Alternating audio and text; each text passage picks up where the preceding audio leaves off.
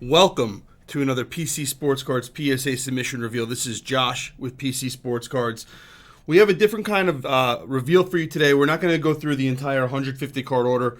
We picked out 5 cards that we really want to talk about and go into a little bit more detail about. So that's how we're going to do it today. If you haven't watched us before, we're the biggest PSA submitter. We have orders coming back every day. We submitted over 400,000 cards in 2021. We put videos out about PSA orders going to PSA orders coming back from PSA, consignment orders that we have going up, basic hobby stuff, what we're doing in the hobby, like yesterday's video about 5 cards that we've recently purchased. And that's what we do. So if you like that kind of content, hit that subscribe button, click the little bell so you get alerts. So we decided we'd go with 5 cards today, only 5 cards.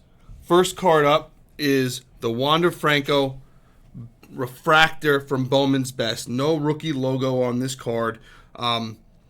This is one of those cards that you're thinking, oh, not a lot of people are going to grade it, but it goes back to a main topic that we like to talk about.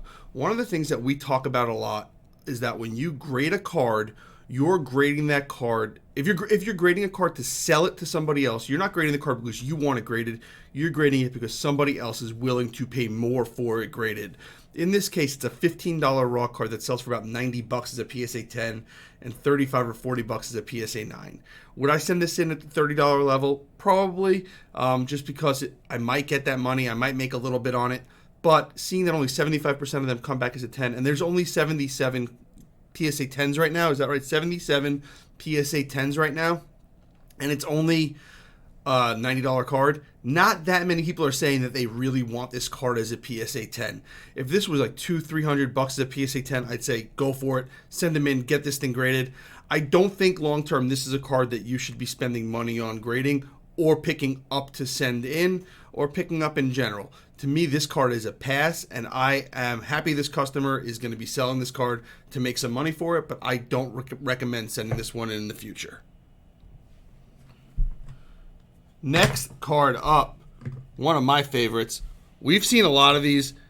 You can see there's 219 graded. I'm going to say we graded over 100 of these for our customers. One of our customers sends in a lot of these cards. This is one of those cards that if you look at it, it's a $20 card raw. It's hand cut. This is a PSA 10. A PSA 10 is still $1,500. There's only 17 of them. It's nearly impossible to get a 10 on this card. Under 10% or a 10. And if you look back right here, this was a $5,000 card in March of last year. It's down to $1,500, but a PSA 9 is still $170. So PSA 8 is less than that, but I think you're still breaking even or making money if you're sending this in the economy level for a PSA. So send this card in for $50 if you get it. You could pick them up on eBay. You could pick them up in a lot of different places. But this is one of those cards we highly recommend sending in. I'd pay attention to the pop report, though, because if it starts going up, up, and up, we're going to see those numbers coming down, down, down, and down. If you could find it in good condition, in great condition, send it in.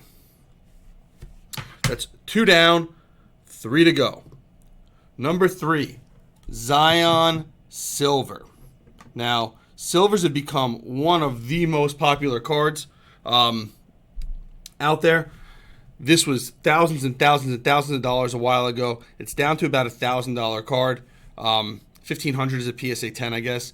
But look how many there are graded. There's 1,500 PSA 10s. So it's only 33% are PSA 10. So a low chance of getting a PSA 10. If you look at something like a red ice where there's even lower of a chance and even fewer graded, that's less expensive. Better buy for me, right? That's a better buy in my mind. If you look at something like the yellow, blue, green choice, again, not a lot graded, similar if not lower pop report, and only $500 more.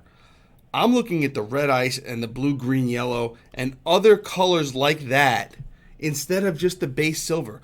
Everybody that wants a base silver has it. If you want a card longer term, we're talking longer term here, not talking about getting and churning it and selling it. If you want to get, churn, and sell, and you think you know this is a 10, cool. Silvers are great. They're going to sell easier than the other ones. But long term, I think there's a better chance for some of the retail cards that there's not a lot graded that have low pop reports or the choice or anything like that. I think those are much, much better options than just going with the silver, especially with the really tough grading and the pop report for this kind of card. Now, this next card that's coming up is one of my favorite cards. It tells the story of getting cards graded early. It tells the story of making your money and getting out. And it also tells the story of when you're too late to the party. Mac Jones Donruss PSA 10. This card, this is Card Ladder, guys. These aren't my numbers. This is Card Ladder.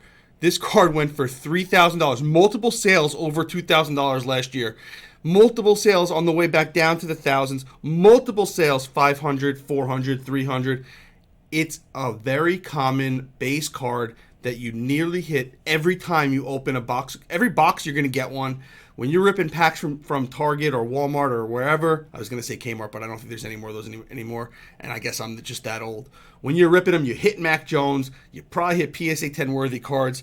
1,600 out of 2,500 are PSA 10s. I mean, no brainer that you're too late to the party. Look what happens. First people that graded it got 500, 800, 900, 1,000. Then all of a sudden he had one good game, and they blew up because there weren't a lot graded, right? You beat everybody to the punch. You were the first one. Now, if you're the first one with Trevor Lawrence, don't expect it. If you're the first one with Justin Fields, don't expect that. If you're the first one with one of these other guys that's coming in next year, don't expect it to be a couple thousand. You are going to make the most money if you're the one that opens it on release day, sends it in at the more expensive level, gets the 10 and sells it, you'll get the most money out of it. But if you're 1, 2, 3 weeks behind, there's thousands of people sending cards in to get graded. Do not waste your time or money sending it in. Do not do it. Just sell it raw. If you're going to waste your money on it, at least send it at the lowest possible level so you could wait till all the heat fizzles out, but you have as little money into it as possible, because once it gets overwhelmed, as we see here, that number dropped like a rock all the way down to $125. Do not spend a lot of money getting this card graded. Just don't do it. And last, but certainly not least, Anthony Edwards.